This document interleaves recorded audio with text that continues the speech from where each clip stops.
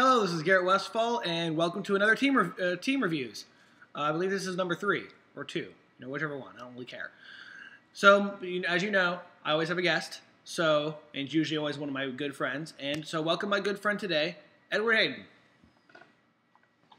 And apparently, everybody trolls today, or in every one of my team reviews. All right, and I'm going to say this again. You see my videos, please comment on the bottom of it if you would like to see us review, any games or anything like that, or anything you specifically want me to improve in my videos, and I will try to do that. I'm, here to want to entertain you guys and just to get my opinions out there. Everything to say there, Ed? Oh. I guess not. Apparently he's brain dead today. So the games we want to review today is actually a set of 2. We're going to review both of them because they're basically quite similar, even though they're sequels to each other. The games we want to review for you today is Army of Two and Army of Two: The 40th Day. If you don't know, these are... I like these games. I truthfully do. They are basically co-op-based third-person shooting games. Kind of like Gears of War, except... You can customize weapons.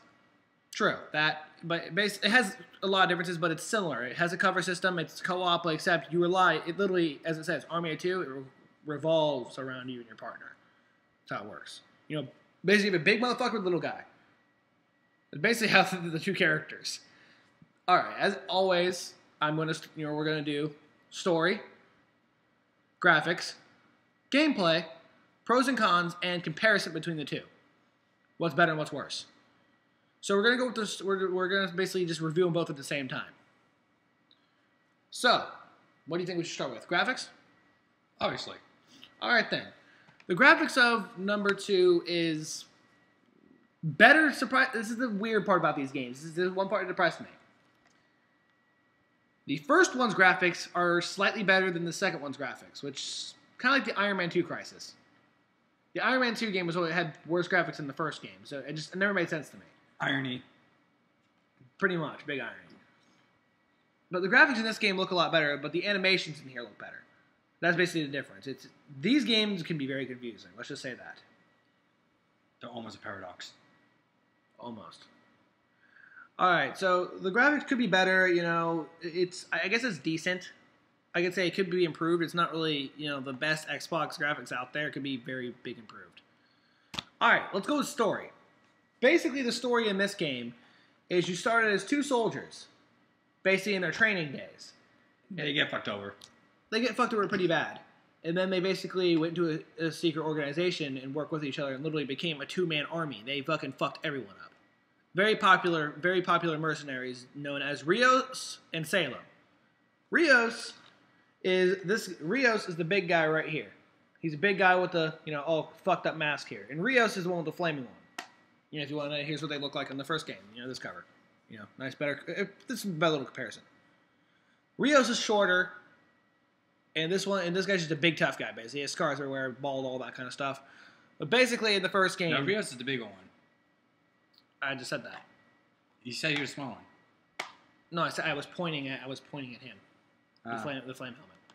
Ah. Anyways. He's confused. Don't worry about him. We need meds for him. He needs stupid pills. Anyways, as the story goes, they basically keep going, and then when they're working a job with this other guy, he basically fucks them over. So the rest of the game, you're trying to track this guy down and destroy him. Second game, what? Not directly fuck you over at first. But yeah, in the end, he does fuck you over. True. This game is a little bit more complicated in the story. You're in China, and you're basically trying to stop these terrorists, basically. It's a simple terrorist stopping story. It's not really as, complex as the first one. You get hired, do the job, everything starts blowing up, trying to figure out what the fuck's going on, and everyone's trying to kill you. That's simply how it goes. Alright, let's go with the gameplay now. The gameplay is a basic third-person shooter. You can run, you can dodge roll, you can jump over cover, go behind cover, obviously, shoot from the hip or aim and all that, simple stuff. But where this game is very strong is aggro. It's aggro system, and it's teamwork when you play with a friend. Warning you guys, don't play this game by yourself. Try to have a friend, especially the first game. The AI is fucking stupid. Now, unless you know somebody who is a horrible player and the AI is better. We actually know someone. It's actually kind of sad, but basically these AIs are fucking horrendous. Unless you know how to use them. Yes, you can control the AI to a degree. But it still doesn't help. It's still better. But basically, what really is also the cooperative feature. You both have to do stuff. You basically have to go into certain areas. You know, both you working together. Obviously, it's very, very nice. And another thing that this game excels at is buying and upgrading your weapons.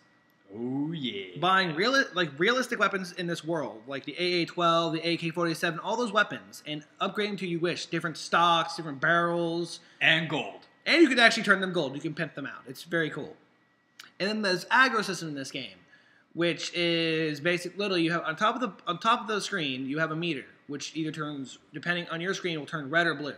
Blue means you don't have any aggro, means you're losing aggro, which means people aren't noticing you.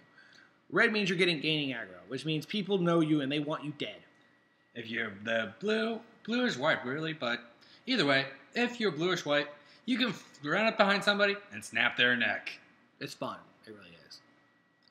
Unless you're him. He's an aggro hog. What can we say? Aggro hog. I run there with a shotgun, blow everybody's faces off. That's just what I do. I like being up close and personal. But basically, that's how the gameplay is. Now let's go with the pros and cons. The comparison. Okay, yeah, we'll just do that comparison, say pros and cons. The comparison between number 1 and 2. Number 1 has better graphics, which is very sad. Number 2, better AI partner. Better AI partner and customization. That could be left to be told. That one actually has pretty good customization too. Yes, but that one has a more in-depth customization. The customizations are almost identical. This just gives you slightly more. But this actually has more sidearms, which I always like better. Well, yeah, it has more sidearms, but again, that one you can make a weapon look like, what the heck? Is that an AK-47? No, it's a different gun. Huh? I'll give you that. The aggro system is slightly better in this game. Only slightly. This had better action sequences that I really liked, like teamwork action sequences, like the parachuting scene where you're basically on a parachute shooting each other, which I thought was really cool. Back to back. Back to back is a thing that's been in both these games. That's something I apologize. But you mostly see in this one. I apologize. I should have mentioned this before in the gameplay. You have a thing called back to back, which basically certain scenes you'll get infinite ammo for a short time. You'll be back to back and just basically rape everyone. It's in both of these games. They do it a lot.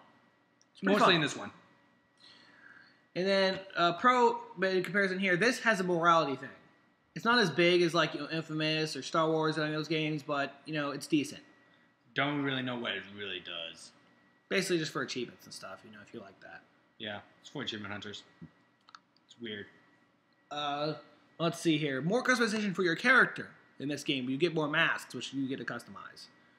And you can also upload your own customized ones. Which I think is cool. And another pro to this one is that your choices in your game actually change the story outcome, which is something this game didn't do. Yeah, that one, you can choose what happens. Which is always welcome in any game like this. The choice give you more weapons or morale. Or money or morale. Basically. It's morale or money. It's all a matter of preference. Alright, so my final verdict on this game is I would probably give this one an 8 on its best day, maybe. Maybe a 7 point, 8, maybe a 7.5. This one probably had to be a 7.